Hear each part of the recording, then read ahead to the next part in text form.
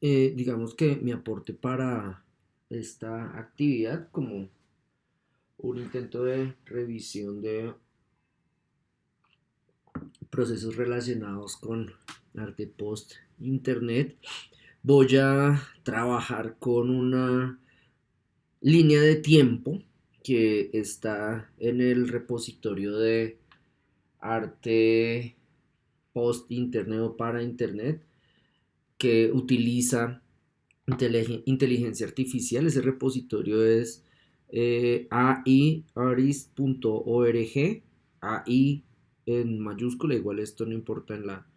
gramática de la dirección. Y quien lo hace es Mary Benny, una curadora interdisciplinar que opera en torno a la intersección entre arte y programación. Y digamos que en este sentido lo que hace esta investigadora en esta página que les recomiendo es tratar de establecer un canon respecto a modos de producción de procesos artísticos, reflexiones en torno a imagen, reflexiones en torno a diferentes procesos de configuración, de construcción, de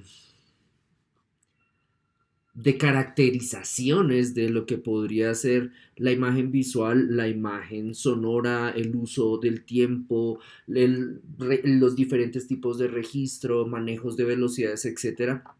dentro de la articulación producción visual con un enfoque de reflexión artística, utilización de plataformas digitales y utilización de avances tecnológicos cercanos a lo que pudiera ser o pudiera reconocerse o cupiera dentro de la noción de inteligencia artificial. Digamos que es, en ese sentido esta línea que traza Beni va de 1763 hasta 2019. Sin embargo yo termino en 2018, pues porque precisamente es parte de la labor que va a hacer esta curadora. Se da bombo mostrando cómo uno de los avances dentro de esta línea del tiempo de que relaciona inteligencia que pudiera relacionar inteligencia artificial y arte, uno de los avances es precisamente la configuración de esta línea del tiempo. Insisto, una estrategia netamente de autobombo. Entonces, para empezar, pues básicamente sigo el lineamiento que esta dama nos presenta. En 1763, Thomas Bayes plantea el uso de las matemáticas para calcular probabilidades de que sucedan eventos, y en ese sentido lo que busca este sujeto es articular la posibilidad de que se presenten, se den respuestas esperadas a medida que se presenta información, a medida que aparece información y esta información se ingresa dentro del sistema. De hecho, dentro de procesos de investigación de cibernética, esta es como una posibilidad, perdón, es como la posibilidad para tratar de entender cómo estos procesos que articulan desarrollo tecnológico, reflexión artística y producción de resultados a nivel de desarrollo de objetos, eventos o incluso plantear como reflexiones teóricas en torno a la articulación de objetos con eventos. Es decir, la posibilidad de que se ingrese información en un repositorio, este repositorio pueda incorporar esa información, ese inventario de información se puede actualizar con nueva información que se dé, y en ese proceso se puede incluso dar la posibilidad de respuestas a partir de la información que se integra, que esto va a ser muy importante, o me parece a mí, va a ser muy importante cuando vayamos ya a llegar como después de 1995, sobre todo a tratar sobre procesos que hablan sobre procesos que, y aquí les pido por favor me perdonen el hablan, procesos que se van a acercar a la interpretación de respuestas relacionadas con escucha, habla y visión, tratando de entender, y aquí es donde les pido porfa como que abran un espectro sobre todo ontológico de definición de lo que significa escuchar, responder, ver, eh, para tratar de notar cómo entonces programadores reflexionan respecto a posibilidades de construcción de imágenes, de proposición de espacios sensoriales mediante la interfase de ciertas máquinas y a través de ese proceso generar respuestas que puedan acercarse hacia lo que pudiéramos connotar como convencionalmente artístico, aunque insisto, esos límites, los límites de lo que precisamente es la práctica artística pueden verse ampliados precisamente a partir de esos desarrollos. Entonces, en 1763, nos recuerda Benny, este señor Thomas Bayes entonces establece la posibilidad de incluir, involucrar el cálculo matemático en el cálculo de probabilidades o respuestas. En 1842, y aquí empiezan a aparecer como los diferenciales dentro de esta línea del tiempo, aparece una de poquísimas mujeres que se van a ver reflejadas dentro de esta área. Digamos que lo que mencionaba era... lo que he mencionado respecto a otros contextos, aquí se repite la dominancia de penes respecto a la producción de hipótesis, el desarrollo de estas hipótesis versus la ausencia de damas que participen y no tanto participen como tengan reconocimiento a partir del desarrollo de su trabajo. Es decir, en un contexto como este también se van a replicar prácticas de dominación patriarcal que ya hemos visto operando en otros contextos. Es decir, en 1842 Ada Lovelace aparece o propone la idea de que este cálculo de hipótesis mediante la actualización de información apunte a la solución de problemas. En ese sentido, va a intentar superar, va a intentar, no, va a generar la posibilidad de que se supere el hecho de que no solamente se calculan con cifras, sino que estos sistemas que reciben información generen respuestas que sean evidentes, que sean sí, que sean evidentes ante un observador convencional. En ese sentido, lo que viene a demarcar, a demostrar, o más o menos la manera como entiende Mary Binney esta postura de Ada Lovelace, es que ella integra el cálculo racional de Thomas Bayes, de la introducción del cálculo matemático, involucra la reflexión poética. Y en ese sentido, abre una gran vía de reflexión para, por ejemplo, quienes piensan no solamente en decisiones funcionales, desarrollar sistemas para que calculen con una gran cantidad de datos, sino también desarrollar sistemas para producir otro tipo de respuestas. Por ejemplo, lo que les decía, imágenes, movimientos, sonidos que puedan ser interpretables o que incluso a medida que vayamos avanzando esto va a ser como un elemento supremamente agobiante y generador de tensión, o incluso logran generar interacción con los humanos, o de hecho la fantasía de ciertas distopías, estos procesos de cálculo superen al humano y terminen dictándole su albedrío. En ese punto entonces, 1921, va a aparecer entonces uno de estos autores, Karel Čapek, un escritor que presenta, propone, introduce, es la palabra, el verbo que utiliza Binney, introduce la palabra robot, básicamente robot como esclavo y robot como sujeto que obedece órdenes que se le deben dar. Claramente, digamos que en este sentido lo que se destaca es que Capek introduce esa palabra en una obra de teatro y básicamente la introduce para referirse a unos... Aquí empezamos a tener problemas con la ontología, a unos objetos guión, sujetos guión, seres que son fabricados en una industria a partir de materia orgánica sintética, es decir, materia orgánica que no se extrae de seres vivos, sino que es fabricada simulando las condiciones de la materia que se le podría extraer a un ser vivo. A partir de allí se construyen estos robots y estos robots se construyen con la idea de que le sirvan a la humanidad. Estos además se producen industrialmente, pero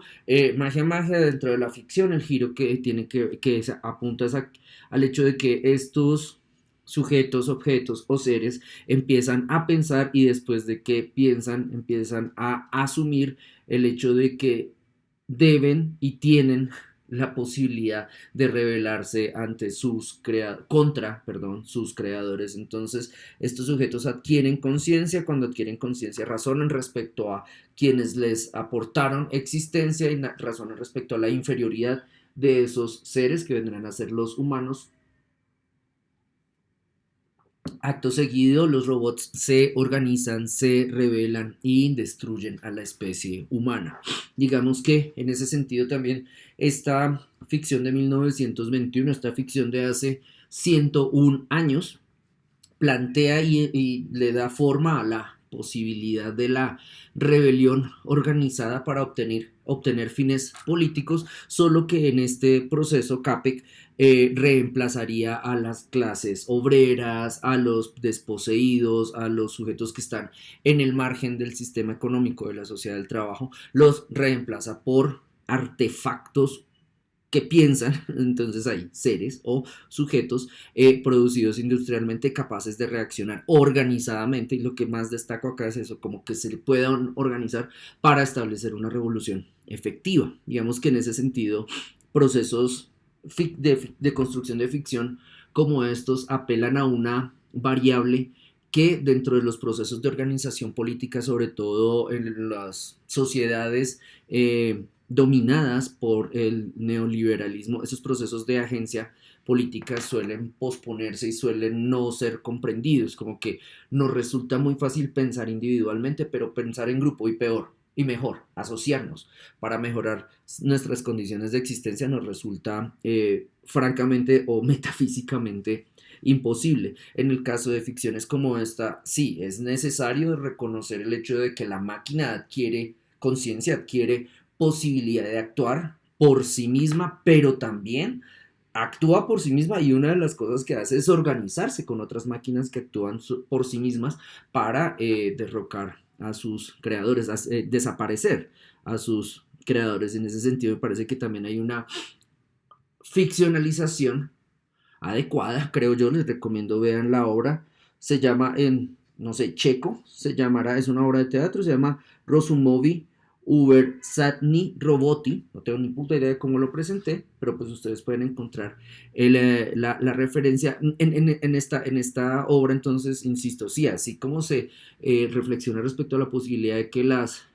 máquinas piensen por sí mismas, también se reflexiona sobre las posibilidades de organización que pueden tener las máquinas. Una cuestión que es como mucho más interesante, sobre todo respecto a la imposibilidad ontológica que los sujetos criados en el neoliberalismo tenemos para trabajar adecuadamente o satisfactoriamente con otras personas, o poniéndonos mamertos, para establecer lazos de colaboración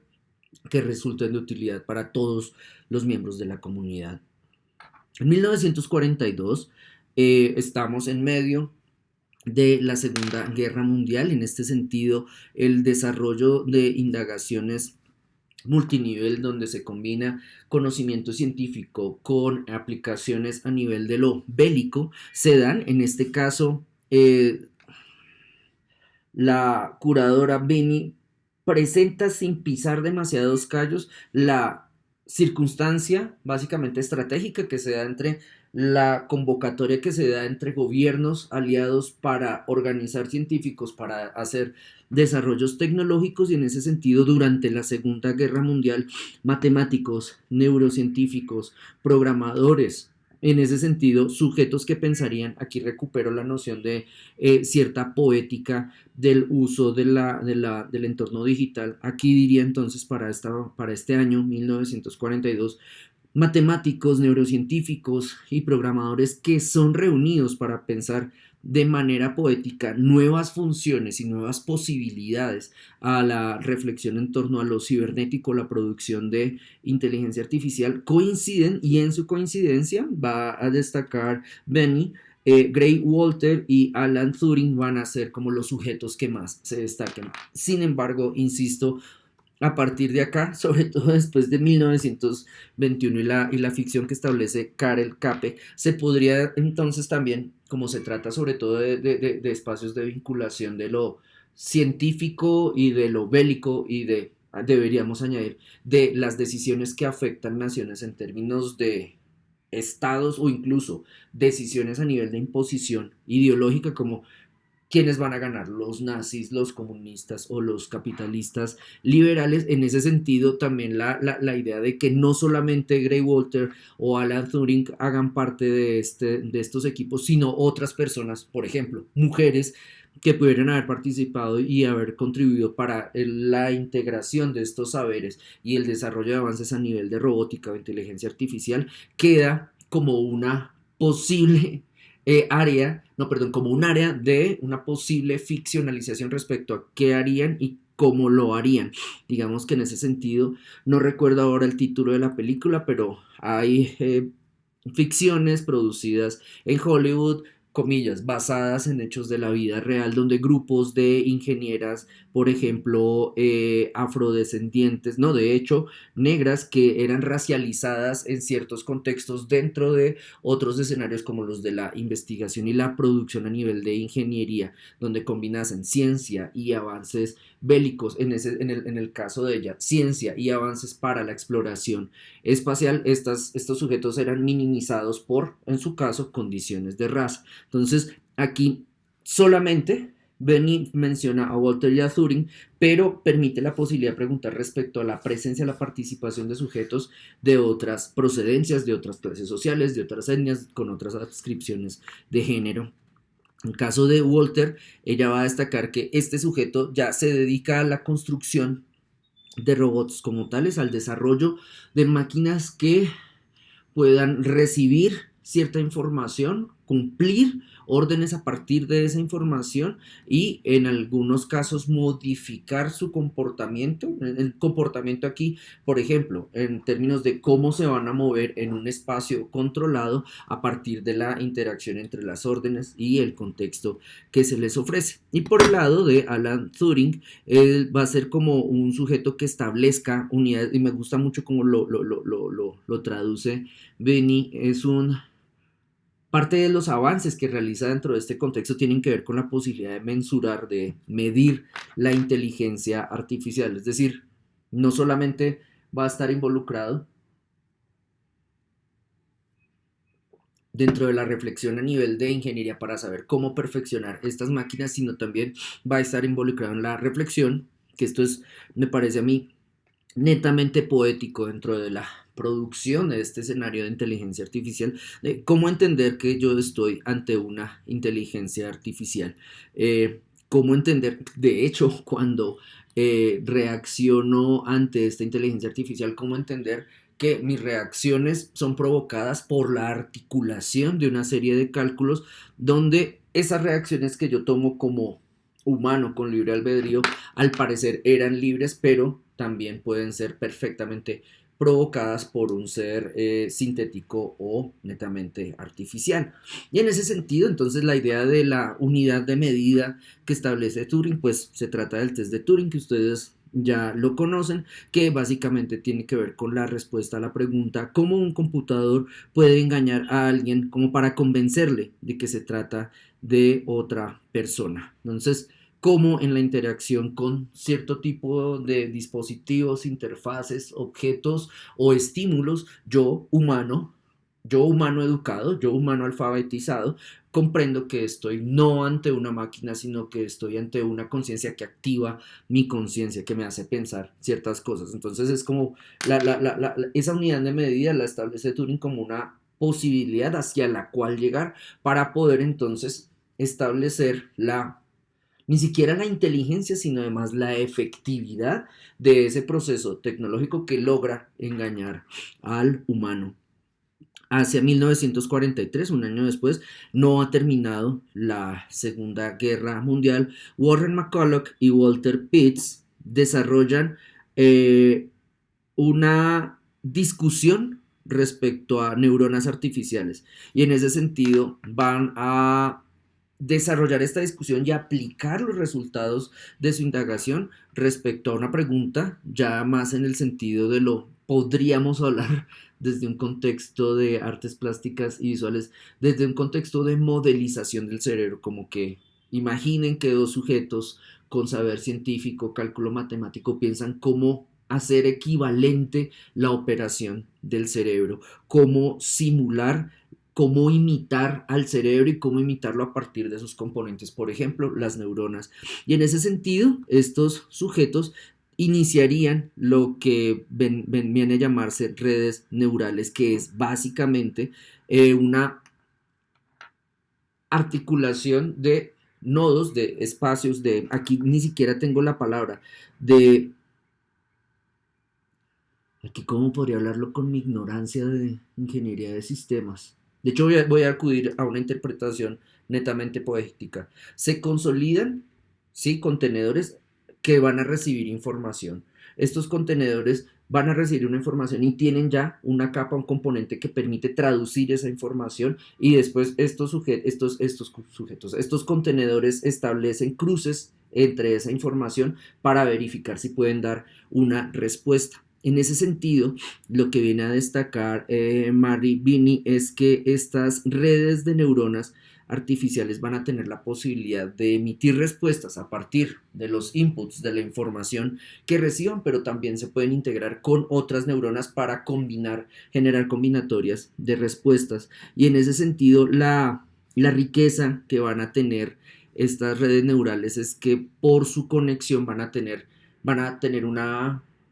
van a incrementar la velocidad y la efectividad en ese sentido de sus respuestas. De hecho, van a generar, esto se llamaría interpretación de datos, pero la interpretación de datos que van a generar va a producirles también al nivel de la generación de sensaciones o estímulos que nosotros interpretamos como sensaciones. Insisto, contenedores que podrían ser chips, que podrían, sí, podrían ser chips como contenedores de memoria de datos, reciben información en el lenguaje que este contenedor entienden. Este contenedor ya posee una información que se le había introducido previamente. Este contenedor recibe la información, la traduce y si puede generar una respuesta, genera esa respuesta puede dirigirse hacia otro contenedor. Al integrar miles o millones de estos contenedores, de estas neuronas artificiales, se pueden generar respuestas respecto a análisis de datos. Ahí, digamos que ya se puede empezar a hablar, pero insisto, hablo desde mi ignorancia como ingeniero de sistemas o como programador, pero considero que desde la presentación que hace Vini ya podría, estoy de acuerdo pues con lo que dice esta curadora, ya se podría empezar a hablar de cierto nivel de la aparición de inteligencia, sobre todo en la relación ingreso de información, reflexión sobre la información, respuesta. Aquí el problema va a ser el verbo reflexión, es decir, el chip reflexiona, el aparato contenedor reflexiona y si reflexiona bajo qué parámetros lo hace. Reflexiona bajo los parámetros de la información que se le proveyó, podría producir información nueva, podría generar nueva información, desarrollar nueva generación a partir de nuevas mezclas y nuevos cruces. En ese punto parece como una pregunta de estas preguntas inquietantes respecto a en qué momento esa red neuronal puede aportar respuestas que den cuenta de la aparición de un criterio. Digamos que respecto a las derivas de funcionalidad que se le dieron a estas redes neurales, hay una que tiene que ver con el reconocimiento de voz y otra que tiene que ver con el reconocimiento de imagen. Insisto, ya en 1943. Sin embargo, estas redes neurales para dar este tipo de respuestas, contaban con el cada vez más apremiante, pero cada vez más, a medida que se avanza en el tiempo, cada vez mejor resuelto asunto de la respuesta en tiempo real. Es decir, no se quedaban haciendo un buffering, desplazando la respuesta, posponiendo la respuesta hasta por fin llegar a ella, sino a medida que nos acercamos en el tiempo al día de hoy, esta respuesta parece ser similar a la de un sujeto o un organismo normal. En ese sentido, se hace cercana a la idea de tiempo real. En 1949, Edmund Berkeley escribe un libro que se llama Giant Brains or Machines That Think, que habla básicamente de lo que podría ser la articulación de estas redes neurales en términos de masividad, cómo se pudiera y qué posibilidades se le abren a la humanidad respecto a la existencia de máquinas que sean capaces de recibir un gran volumen de datos, sean capaces de interpretarlo, sean capaces de dar respuesta y sean capaces de dar esa respuesta en tiempo real. Y en ese sentido, entonces, las preguntas relacionadas con la posibilidad de que la máquina pueda pensar son puestas en la arena. Preguntas como la máquina puede pensar, la máquina puede ser creativa, la máquina puede poseer autonomía o la máquina puede poseer conciencia, empiezan a hacerse cada vez más apremiantes y aquí insisto, se abre la posibilidad de que bajo ese apremio líneas de investigación provenientes de las artes visuales, de la filosofía, de la fisiología, de la matemática, las neurociencias y la programación puedan coincidir respecto a proyectos que en muchísimos casos se plantean como meramente hipotéticos. En ese sentido, imaginen porfa el potencial que tendrían ustedes si a la sofisticación en procesos de entrenamiento y formación que están recibiendo en la actualidad, si a eso le sumaran la posibilidad de trabajar o conocer o manipular incluso procesos de programación, ¿qué tipo de posibilidades creativas podrían tener respecto a preguntas tan gruesas como si pueden hacer máquinas que piensen creativamente, que tomen decisiones autónomas o que adquieran conciencia? Y en ese sentido piensen de hecho en la posibilidad como potencial de reflexión a nivel de lo ético que ustedes tendrían desde una reflexión a nivel de lo artístico cuando integren esa reflexión dentro de la producción de objetos, imágenes o eventos que, por ejemplo, demuestren que poseen autonomía. En ese punto, ustedes cómo habrían de operar, como creadoras, como personas responsables de la existencia de ese fenómeno, como creadoras son dueñas de la existencia de ese fenómeno, es decir, así como lo crearon lo pueden destruir, así como lo pusieron en funcionamiento lo pueden apagar. ¿Qué implicaría el poner en funcionamiento ese dispositivo, ese fenómeno, ese aparato, ese objeto con autonomía y en qué momento, qué implicaciones éticas va a tener el que ustedes lo apaguen? Y de hecho, insisto, aquí mi reflexión es como súper plana, pero gracias a que ustedes poseen una creatividad altamente sofisticada, podrían llegar a preguntas mucho más complejas e interesantes. En 1950 va a aparecer Isaac Asimov, que va a ser un autor, productor de ciencia ficción, pero que también va a pensar en términos de ciencia dura, que va a publicar dentro de muchísimas de las novelas que publicó una que se llama Yo Robot, donde formula las tres leyes de la robótica, que básicamente son un protocolo que el autor, aquí cómo lo pongo,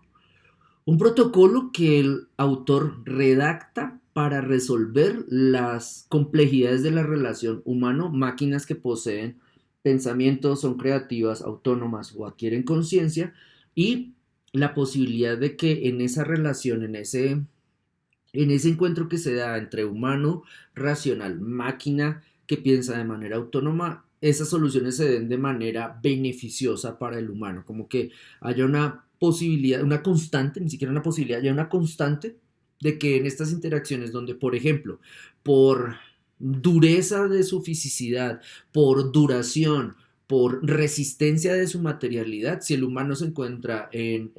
desigualdad de condiciones, a pesar de ello la máquina, por ejemplo, decida no agredirlo. Y en ese sentido, estas tres leyes de la robótica apuntan a eso, a la protección y de hecho a la valoración en términos jerárquicos de la vida humana sobre la vida de la máquina. En primer lugar, pues la primera de estas tres leyes va a decir: un robot no puede dañar a un ser humano o, por inacción, permitir que un ser humano sufra daños.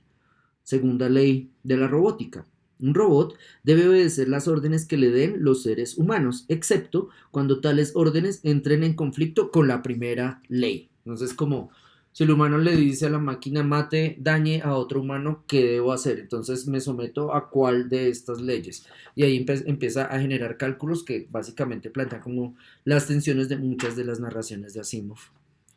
Tercera ley de la robótica: un robot debe proteger su propia existencia siempre que dicha protección no entre en conflicto con la primera o la segunda ley. Ahora bien, lo que dice Mary Binney es que estas leyes después se generalizaron. En principio, las tres leyes se generalizaron en una única ley que decía ninguna máquina puede dañar a la humanidad o por inacción permitir que la humanidad sufra daño, y posteriormente estas leyes se generalizaron en una ley previa, en una ley cero,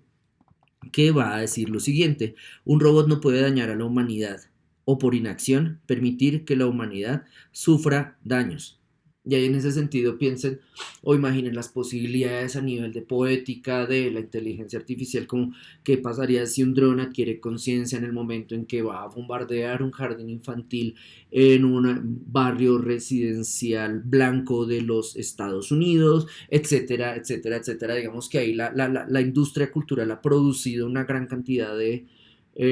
relatos de ficciones donde básicamente se articulan esas tensiones que se dan en la relación entre humano y máquina que tiene autonomía y piensa. Ahora bien, en 1956, es decir, 6 años después de la formulación de estas tres leyes de la robótica, hay una conferencia en la Universidad de Dartmouth donde se acuña el concepto de inteligencia artificial, y se acuña no solamente para articular la reflexión de los especialistas respecto a estos avances y estas vinculaciones entre tecnología, poética de la cibernética y desarrollo del cálculo para obtener o generar este tipo de fenómenos u objetos, sino básicamente el debate se dio en términos de, bueno, ¿y qué vamos a hacer con la inteligencia artificial? ¿Cómo la vamos a enfrentar? O sea, ok, ya la podemos crear, ya tenemos máquinas que pueden calcular, ya tenemos máquinas que pueden responder a partir de cálculos, ¿y qué hacemos con ellas? ¿Destruir a la humanidad, por ejemplo, diría un colombiano promedio? Y entonces básicamente lo que dice esta curadora es que aparece el señor Marvin Minsky, quien establece una manera de comprender la relación con la inteligencia artificial, que van a aparecer oposiciones, como que Minsky va a proponer el paradigma de que la inteligencia artificial se le alimenta de arriba a abajo. Otros investigadores van a proponer que al contrario, la inteligencia artificial se alimente de abajo hacia arriba. Ya explicó esa topografía. Básicamente, Minsky, hablando de la posibilidad de que la inteligencia artificial sea alimentada y se interactúe con ella de arriba hacia abajo, consiste en el hecho de que se desarrollen computadores que se programen con una serie de reglas que controlan el comportamiento humano y que se le puedan aplicar a las máquinas. Entonces, el humano, el operario, está detrás del desarrollo de la máquina. El operario piensa una serie de normas que regulan el comportamiento humano. En ese sentido, el operario puede ser súper sesgado. Imaginen, porfa, un operario promedio, machista, sexista, homófobo,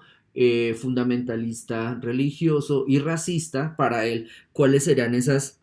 normas, esas reglas que controlan el comportamiento humano? ¿Cómo replicaría esas reglas en términos de cuáles le parecen más importantes? Si es más importante controlar, por ejemplo, el ejercicio público de la sexualidad dependiendo de la ascripción de género a partir de órganos, o si la persona, si el sujeto puede modificar su comportamiento porque decide o determina que la adscripción de género por órgano no le es satisfactoria. Entonces, si este sujeto es homófobo o simplemente es sexista, ¿qué tipo de órdenes puede darle a esa inteligencia artificial? Ahora piensen, ¿qué pasa si él es autoritario? O, peor aún, ¿qué pasa si en términos de lógica, de a partir de una acción generar una respuesta, la máquina empieza a pensar lógicamente a partir de acción y respuesta, indicaciones tan claras como, por ejemplo, indicaciones tan claras, no, indicaciones tan aparentemente claras que en su ejecución se vuelven muy confusas, como por ejemplo la idea de que a los liberales capitalistas nos encanta aquella de que toda persona tiene derecho a ejercer su libertad. Entonces, ¿qué pasaría si este axioma, que para nosotros es un axioma que orienta nuestras vidas de manera cotidiana, que en muchísimos casos no sometemos a discusión? ¿Qué pasa si una máquina entonces recibe, si un computador es programado con esta regla y a partir de esta regla desarrolla procesos de diálogo, de reflexión con la inteligencia artificial. De hecho, esa inteligencia artificial, ¿cómo dialogaría con otras cuando quiere ejercer su libertad sobre la de otros? Y, en fin, se empiezan a generar problemas a nivel de la aplicación de este tipo de procesos en sistemas que generan respuesta. Entonces, ese modelo topográfico de Minsky va a ir de arriba hacia abajo, donde arriba estará jerárquicamente el computador programado con esas normas que después habrán de ser replicadas, y otro grupo de autores va a ir con la propuesta de que no sea así, sino al contrario, de que vamos a tomar los computadores, vamos a tomar las redes neurales y vamos a darles cierta información,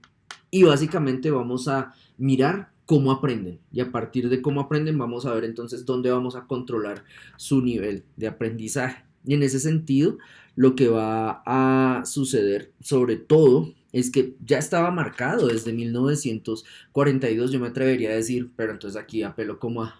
lógicas de ficcionalización conspiranoica. Ya en 1942 la asociación entre ciencia, matemática, cibernética y pensamiento bélico ya estaba operando. Sin embargo, en 1956 dice esta curadora ya la relación de estos pensadores y de sus reflexiones con el devenir, por ejemplo, de conflictos globales como la Guerra Fría iba a marcarse claramente. Y en ese sentido, entonces,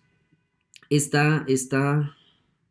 esta imbricación no solamente se limita a la reflexión netamente teórica o especializada entre ingenieros o entre neurofisiólogos, sino que también va a relacionarse con áreas de la producción artística, en este caso con el cine. Hacia 1968, Benny va a destacar que Marvin Minsky, el mismo autor de El hecho de pensar, perdón, de la hipótesis de pensar la interacción con la inteligencia artificial de arriba hacia abajo, Minsky asesora a Stanley Kubrick para la realización, sería como una asesoría científica para la realización de la película 2001, Odisea del Espacio, que, como ustedes lo saben, habla como de la pesadilla a nivel de, sí, una pesadilla épica donde una máquina que interactúa con humanos en el espacio exterior decide tomar el control y violar las leyes de la robótica en la relación con esos humanos. Hacia 1973, aquí las relaciones ya con inteligencia artificial y arte se dan de manera cada vez más marcadas. 1900, digamos que no solamente a nivel, que me parece a mí que desde el principio esas relaciones estaban dadas a nivel de el planteamiento de hipótesis y la reflexión en torno a posibilidad de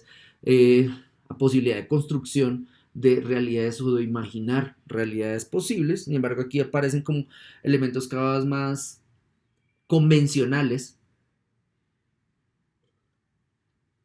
de interacción entre lo que pudiéramos considerar inteligencia artificial y lo que se pueden considerar procesos artísticos. De hecho, lo que ustedes van a encontrar es que de aquí en adelante los procesos de reflexión en términos de lo artístico van a ser muy convencionales, porque no hay artistas dentro de esos procesos de reflexión. Es decir, si hubiera artistas para 1973, que un profesor de pintura decida desarrollar una máquina para pintar con el estilo que estaba en auge 10 años antes, 20 años antes, tiene que ver más con una lectura convencional. Es decir, imagínenlo de la manera más ridícula. Imaginen que ustedes tienen la posibilidad de interactuar con un equipo de ingenieros para que una máquina aprenda a pintar, y ustedes deciden que esa máquina piense y pinte como Fernando Botero. Es como, ¿a lo bien?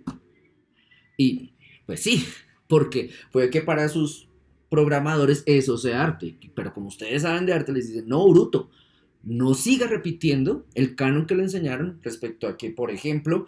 las figuras de un sujeto que simplemente debe de hacer afiches al óleo de gordos son arte. Altere esa posibilidad y ponga a esa máquina a pensar de manera diferente. De hecho, si ustedes hicieran parte, insisto otra vez en su sofisticación en términos de formación y hacer, ustedes podrían alterar esa categoría de, bueno, cómo piensa artísticamente una máquina. Si una una máquina, perdón, una inteligencia artificial. Si una inteligencia artificial piensa artísticamente, obligatoriamente tiene que llegar a la pintura al óleo, o sea, no puede llegar a otras respuestas a nivel de lo formal. Y ahí ustedes pueden decir, sí. Ahí, a partir de ese momento, la pregunta sería, bueno, ¿y entonces cómo llegamos a ello? Ahora bien, 1973, entonces, Harold Cohen, profesor de pintura en la Universidad de San Diego, colabora con Aaron, básicamente un programa, ese es el acrónimo de un programa capaz de hacer pinturas autónomamente, donde básicamente Cohen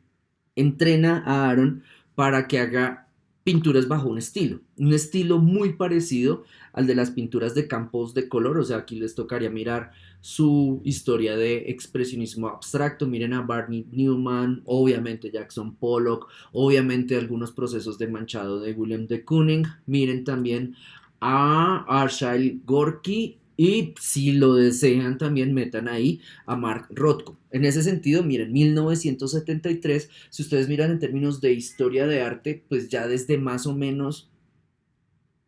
el último tercio de la Segunda Guerra Mundial, la producción canónica de personas como Jackson Pollock ya estaban en auge. Entonces, como que esto llega 30 años después, 43, 53, 63, 73. ¿Por qué este docente, Harold Cohen, decidió enseñarle criterios de producción de hace 30 años, de producción visual, de producción pictórica, de hace 30 años a una máquina con la que estaba trabajando? La pregunta es, Harold, ¿qué te pasó? ¿Por qué no miras el arte contemporáneo, el arte de tu tiempo para enseñarle a hacer arte a esta máquina, pero no un arte convencional, un arte canónico, un arte ya domesticado, sino procesos de arte que puedan ser como mucho más estimulantes en términos de la reflexión que pudiera hacerse con esta interacción? Ahora bien, las preguntas que empiezan, que aparecieron o que propone Vini respecto a esta relación, o más bien a este proceso donde se involucró este docente, Harold Cohen, de la Universidad de San Diego, tienen que ver con la máquina hasta cuándo puede fabricar sus pinturas, Aaron hasta cuándo podría seguir pintando. La respuesta es infinitamente. Si cuenta con alimentación eléctrica y recursos, va a poder pintar para siempre. Es decir, Harold Cohen va a morir y después de su muerte, Aaron, perdón, la máquina, el programa, va a poder seguir pintando. Otra pregunta que no se resuelve fácilmente, es decir, que no se resuelve con argumentos retóricos convencionales, sino que exige un compromiso a nivel de qué problemas se está pensando y con qué premisas lo vamos a pensar, es las pinturas de quién son, del profesor o de la máquina. Si el profesor, otra pregunta que se deriva, si el profesor le enseñó a la máquina unas pautas pictóricas, y aquí esa pregunta, por ejemplo, se la pueden hacer ustedes también cuando hacen el arte que hacen y se preguntan, yo estoy haciendo una tarea, si estoy haciendo esta tarea, yo soy la persona responsable de esta tarea o la persona responsable es el profesor que me dijo que hiciera la tarea o si lo hago cumpliendo ciertas etapas, ciertas fases, etcétera. Entonces ahí la pregunta es, o la pregunta que se habría de proponer a continuación es, ok, si el docente entrena, forma, educa, capacita al programa, el programa está creando o imitando. De hecho, el programa está respondiendo mediante la estrategia de la imitación. Y en ese sentido, una pregunta gruesísima, que es una pregunta que ustedes pueden convertir en una pregunta de reflexión a nivel de lo ontológico entre procesos donde aparecen ustedes, aparece la intervención de tecnología y aparece un resultado visual, es de qué manera puede tomarse un trabajo como esto, como creativo, ni siquiera como estos, de qué manera un trabajo de, aquí podría ser así, voy a formularla así, de qué manera un trabajo o un procedimiento que tenga resultados a nivel de lo visual, lo temporal, lo visual y lo temporal, en términos de lo visual, la construcción de imagen o la construcción de objeto, puede considerarse creativo en una interacción donde el sujeto, en este caso el profesor Cohen, le aporta información a la máquina, la entrena para que la máquina responda infinitamente bajo un patrón. ¿Quién es el creativo ahí? ¿Cómo se mide la creatividad ahí? Sobre todo, súmenle la primera posibilidad, la de que la máquina va a producir eternamente. Entonces, Sí, la idea es el input, la información inicial de la idea es aportada por el profesor. Es el profesor el creador, a pesar de que él muera a los, no sé, 30 segundos después porque le da un paro cardíaco y la máquina sigue operando. Él va a ser el creador del resto de imágenes que se sigan produciendo. Entre 1973 y 1987, perdón, Vini plantea que hay como un invierno, se baja como el furor respecto a la comprensión y la valoración de la inteligencia artificial. Por lo tanto, va a connotar que en 1987 se reinicia el vínculo con la inteligencia artificial, básicamente porque hay una vuelta a la inteligencia artificial donde se bajan las expectativas, como que hasta esta línea de tiempo que venía marcando la autora, hasta más o menos la década de los 70, las expectativas respecto a la inteligencia artificial eran enormes. Y el volumen de esas expectativas llevó a que su cumplimiento fuera muy difícil y en muchos casos simplemente se limitara a la ficción. Entonces lo que dice es, a partir de 1987 se bajan las expectativas y a la inteligencia artificial se le reduce a cumplir con tareas muy, muy específicas. En ese sentido, no se espera que la máquina se convierta en un sujeto creativo o en un ser creativo, sino más que la máquina cumpla efectivamente las órdenes que se le dan. En ese sentido, entonces dice, para 1988, en un centro de investigación de IBM, que IBM aquí vendría a ser como en 1988, en una corporación global dedicada a la producción de saber a nivel de lo informático, se publica un artículo. Y entonces el artículo es ¿cómo sería? A Statistic Approach, un acercamiento estadístico hacia la traducción del lenguaje. Y entonces lo que dicen es, desde este contexto, desde el contexto de la corporación global, es que se debe cambiar, se debe reflexionar, por ejemplo, sobre las ideas de Minsky respecto a cómo interactuar con la inteligencia artificial, si le aportamos información para que a partir de ahí se cumplan unas tareas. Lo que dicen en IBM es, no, lo que hay que hacer acá es irse por el modelo de down to top, de abajo hacia arriba, para aportarle pequeños inputs, pequeños componentes de información a redes neurales, aportárselos a estos y que estos generen mil respuestas, miles de respuestas y a partir de ahí se seleccionan las respuestas más adecuadas. Es decir, se va a pasar de un proceso donde la respuesta adecuada va a ser una la respuesta adecuada va a ser una porque sea una perfecta articulación entre, o ni siquiera perfecta, una cercana, una adecuada articulación entre el conocimiento que recibe la máquina y la respuesta que aporta. Lo que vienen a decir desde IBM es no. Vamos a mirar más bien a nivel estadístico, dentro del millón de respuestas que produzca la máquina, cuáles son las certeras. Entonces ahí lo que toca hacer es analizar esas respuestas, analizar esa información para extraer de ahí los resultados valederos y en ese sentido se pasará entonces más que de la perspectiva de entender que la inteligencia artificial entiende, comprende, desarrolla respuestas que es capaz de analizar respecto a la relación información que llega, información que saca, a simplemente un análisis estadístico. Si tira 2.000 millones de respuestas, una de ellas va a ser la adecuada. Vamos a buscarla. En 1995, entonces, Richard Wallace implementa ALICE, que viene a ser el acrónimo de Artificial Linguistic Internet Computer Entity, que es como una inteligencia computacional, una entidad lingüística artificial de Internet que utiliza computador. Estoy traduciéndolo muy a la chambona. Y básicamente, ¿qué es ALICE? Digamos que en ese sentido yo creo que ustedes ya se han acercado a este tipo de prácticas. Es decir, a partir de acá como que la información deja de ser arqueología de medios y ustedes ya pueden recordarla o haberla connotado en algunos espacios, en algunos escenarios, en algunas ficciones que ya habrán visto. Básicamente, Alice es un programa que establece una conversación inteligente y que es capaz, sobre todo, de simular la velocidad de una charla real, incluyendo las dudas, los errores en los que habitualmente incurre un hablante normal. Eh, en ese sentido, Alice resulta importante dentro de esta línea de tiempo porque además integra Internet. Es decir, no solamente es un programa al que ustedes van a poder acceder comprando el programa, sino es un programa al que ustedes pueden acceder por procesos de interacción, de interrelación de plataforma digital. Ustedes pueden teclear a.l.i, etcétera, etcétera, para buscar simulaciones de Alice y pueden generar ahora mismo, mientras yo estoy hablando, pueden generar la interacción con la máquina, con el ser y pueden de hecho a partir de esa generación, perdón, de esa interacción generar una serie de conversaciones que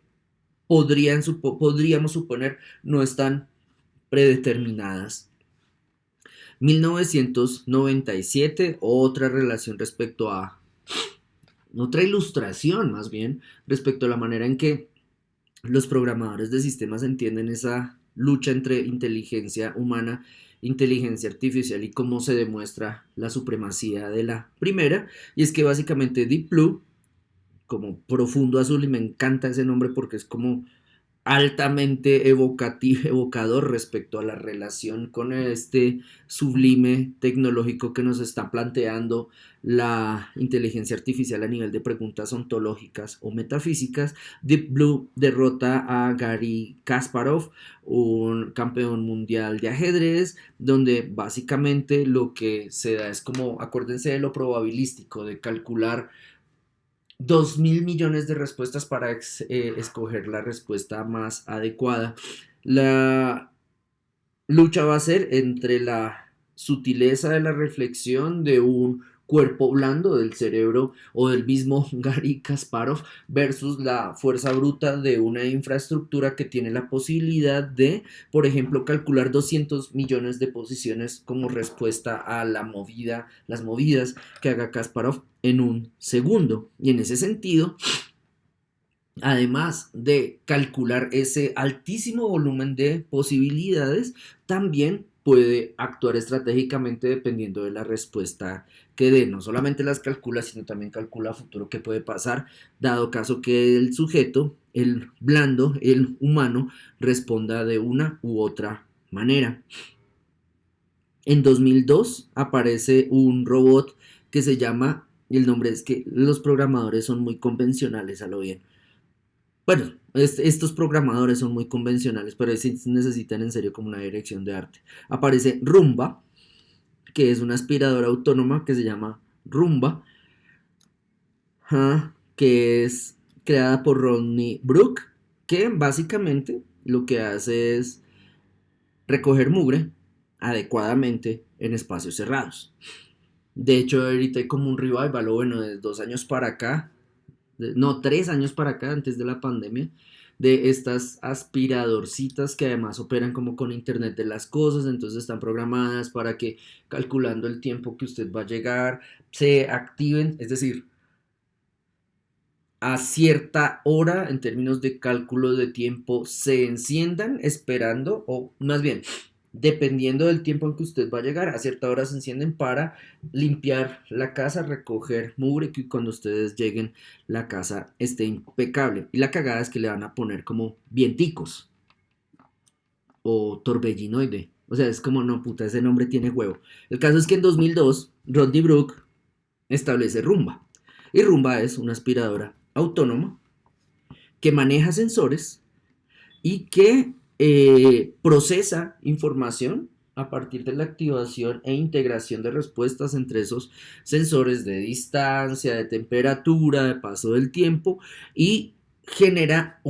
y me gusta la expresión que utiliza Benny para describirlo, un adecuado proceso de limpieza, como que limpia lo que le toca. No se excede limpiando, pero tiene ese nombre de mierda. Ahora bien, en 2008, Google implementa o se hace pública la implementación más bien de que Google está utilizando una aplicación de reconocimiento de voz donde básicamente aquí se responde con la masividad global neoliberal, ¿no? Entonces como que es Google y tiene miles de computadores capaces de correr al mismo tiempo en torno a un solo programa, en este caso corriendo redes neurales que en paralelo al tiempo están recibiendo inputs, están recibiendo información respecto a cómo hablamos los humanos y están identificando patrones para a partir de ahí, de esa identificación de patrones, de cómo hablamos, cómo manejamos nuestros acentos, cuando tartamudeamos, cuando respiramos duro, cuando mentimos, cómo hablamos cuando mentimos, etcétera, etcétera, etcétera, van a emplear los datos aportados por nosotros, personas que usamos Google, para integrar el proceso de obtención de información para el perfeccionamiento de esta inteligencia artificial. Sí, por supuesto, labores de espionaje, dónde se consigue esta información, como así que ahorita mismo que estoy hablando al lado de mi celular, el computador me está escuchando, etcétera, etcétera, etcétera. Otras variables relacionadas con un capitalismo de vigilancia de plataformas digitales se hacen cada vez más evidentes. No pierdan de vista, porfa, que en 2007 es cuando se populariza Facebook, entonces no van tan separados un fenómeno de otro. En 2009, Fei Li, una investigadora que trabajaba en una universidad de la Ivy League en Stanford, decide que hay que democratizar, pero democratizar, porfa, pónganlo con todas las comillas del mundo, hay que democratizar el acceso a bases de datos para, y aquí es donde viene lo problemático, yo diría incluso lo autoritario, lo facho, lo paraco, para mapear, para obtener información de todos los objetos del mundo. Digamos que esa premisa, tal cual como se las acabo de decir, pues de hecho la redacta mucho mejor Vini en su línea de tiempo, esa premisa da para responder en términos hiperbólicos, yo me atrevería a decir surrealistas, de ficción a nivel de lo cinematográfico, lo dramatúrgico, de sonido, literatura, pintura, etcétera, a nivel de producción de imagen, de producción de sentido. Esta articulación puede plantearse muchísimas utopías o muchísimas distopías. Y de hecho lo único que hace Fei Li en 2009 es plantear la hipótesis y desarrollarla. Es como, ok, voy a, voy a hacer una base de datos donde esté todo, de qué tamaño sería, cómo funcionaría, etcétera. Imaginen como las posibilidades que yo... No piensen porfa en metaverso, supérenlo. No piensen en Ready Player One, supérenlo. Piensen en la cantidad de articulaciones que ustedes pueden establecer entre esa premisa y el desarrollo y su desarrollo. De hecho, ustedes en qué parte operarían en el sentido de cómo mapear todos los objetos del mundo, cómo establecerían dispositivos para cumplir con el 5% de la premisa de la señora Lee respecto a cómo mirar el mundo. Entonces, si yo como artista de artes plásticas y visuales opero a través de la lectura sofisticada de imágenes y códigos, ¿cómo va a ser utilizado mi conocimiento en una corporación donde básicamente vamos a trabajar en favor de la premisa de construir la mayor base de datos del mundo que básicamente mapee todo lo que sucede en el mundo? Y en ese sentido, las premisas que se abren, igual la página es ImageNet, es una página que funcionó entre 2012 y 2017. Esta página tiene una interfase muy, muy precaria. De hecho, si ustedes van ahorita a verla, es como, a lo bien. Creería, de hecho, que su precariedad tiene que ver con el hecho de que se limitó, quedó en una parte de su desarrollo en el tiempo, como que no se actualizó la interfase gráfica. Sin embargo, básicamente esta página, o se dice en esta página, que estudiaron 1000 clases de objetos y que se obtuvieron 1.281.167 imágenes a partir de entrenamiento de redes neurales, que 50.000 imágenes de estas fueron validadas y que 100.000 de estas imágenes se utilizaron para generar procesos de evaluación. Básicamente lo que nos muestran es como la cantidad de información que se utilizó para lograr establecer el desarrollo de esta premisa de bases de datos que mapeen objetos de la mejor manera. Lo que nos están diciendo es cómo entrenaron las redes neurales para identificar o catalogar fotos. Y en ese sentido, háganle la pregunta a sujetos que operan con lo auditivo, o incluso háganle la pregunta, otro nivel de lo ontológico, a sujetos que operan con el contacto, con sentidos que requieren del contacto o la cercanía, como hacemos con el gusto, como hacemos con el olfato, como hacemos con el tacto. Y por favor, no le digan a Fei Fei Li porque dice, jueputa, muchas gracias, artista de la SAP, menos males de la SAP, se nota, gracias por su increíble idea. Ahora bien, dentro de las prácticas que se desarrollaron en ImageNet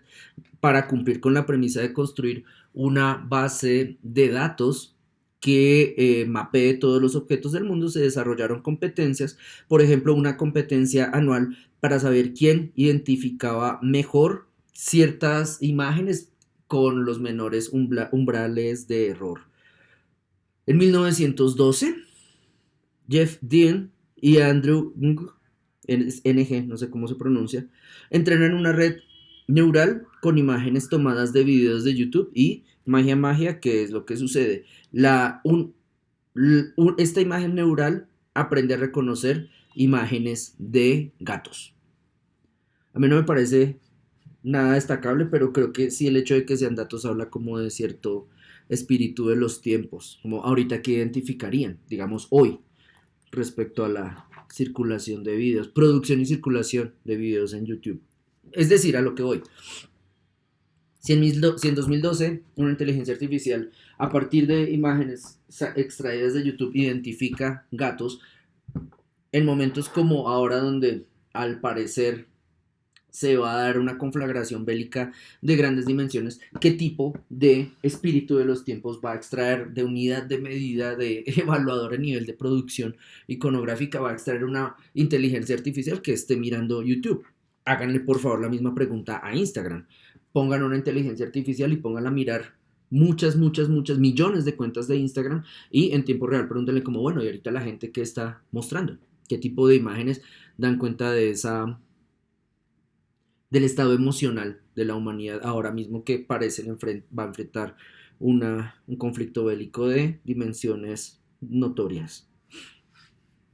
En 2013, Simon Colton,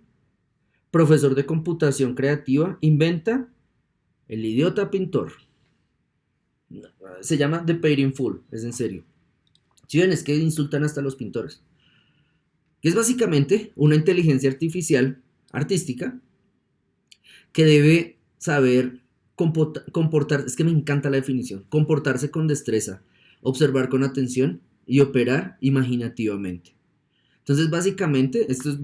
digamos que estoy relacionándome ahí cuando les estaba hablando de lo que hicieron Jeff Dean y Andrew Ng respecto a esta inteligencia artificial que identificaba imágenes de gatos, respecto a lo que hizo Colton. Básicamente esto vendría a ser como un proceso de producción a nivel de fotomontaje, de collage. Básicamente se cumplieron los siguientes pasos. El programa escanea un artículo sobre la guerra en Afganistán.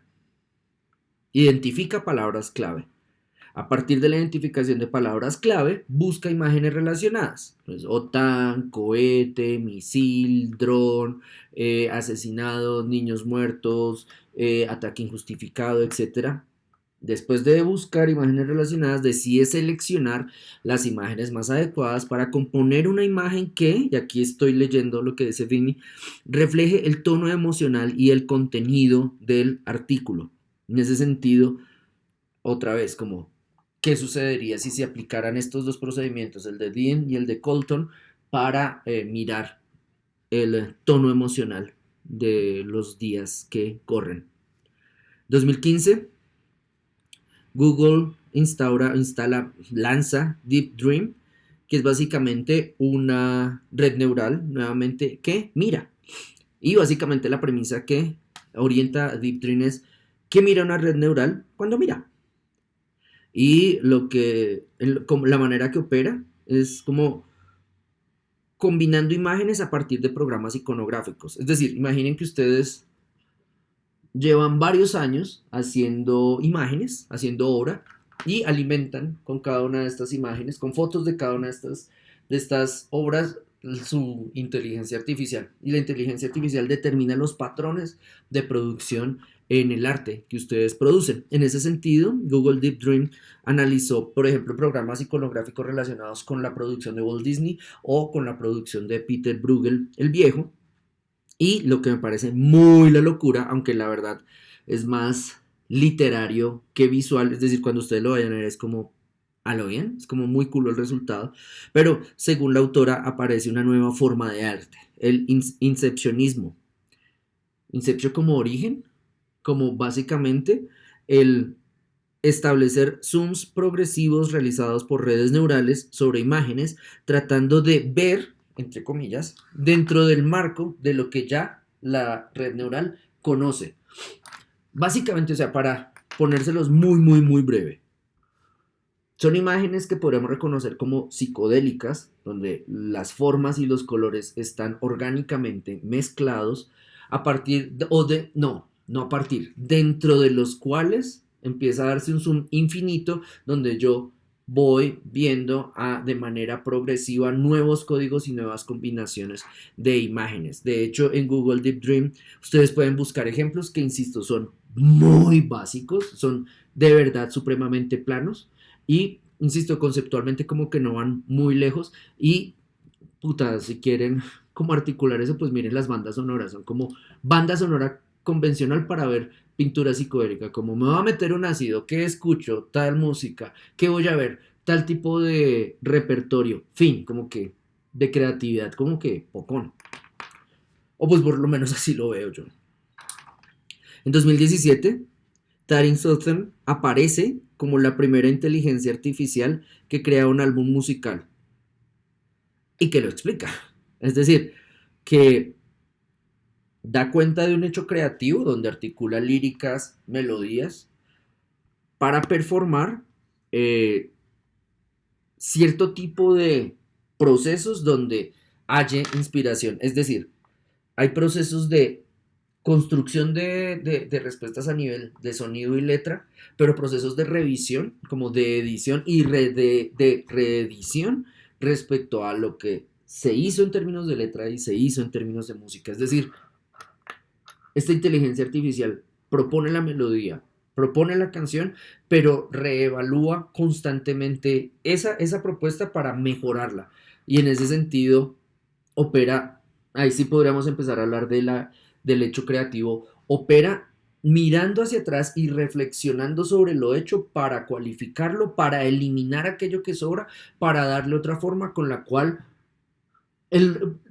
en torno a la cual, más bien, porque aquí sería con la cual como si ella estuviera satisfecha, en torno a la cual se pueda considerar que el resultado es mucho más satisfactorio. Digamos que no, igual no les recomiendo la música, pero otra vez, aquí sí ya hablo como viejo, el tipo de música que produce Terence Southern en lo personal no me parece, pero por favor, escuchen experiencias, no las entrevistas, escuchen las experiencias, hagan una experiencia de escucha de los resultados de esta inteligencia artificial, omitan por momentos que están escuchando el resultado del trabajo de una inteligencia artificial y